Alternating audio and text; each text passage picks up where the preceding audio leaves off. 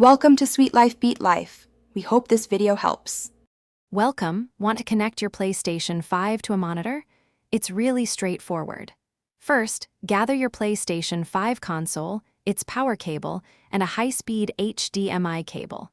You'll also need your chosen monitor, of course, along with its power cable too. Having everything ready makes the process super simple.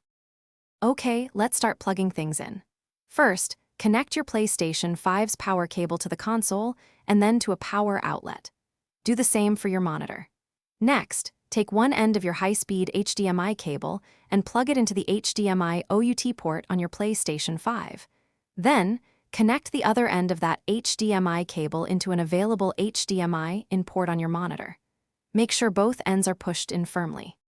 With the cables connected, it's time to power everything on. Turn on your PlayStation 5, then power on your monitor. Your monitor might automatically detect the signal, but if not, you'll need to manually select the correct input source. Look for buttons on your monitor labeled Input, Source, or Menu, and navigate to the HDMI port you used. Once selected, your PlayStation 5's display should appear on screen. Now, let's fine-tune your PlayStation 5's display settings for the best experience on your monitor. Go to the PlayStation 5 settings menu, then navigate to Screen and Video. Here, adjust the resolution to match your monitor's native capabilities, like 4K or 1080p. Also, check the HDR settings and RGB range for optimal picture quality.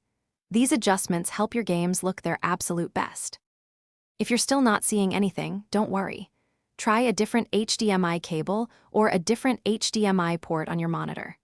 Sometimes, simply restarting both devices can fix it. Also, consider updating your monitor's firmware if an update is available. With these steps, you'll have your PlayStation 5 connected and ready for action, enjoying all your games on your preferred monitor.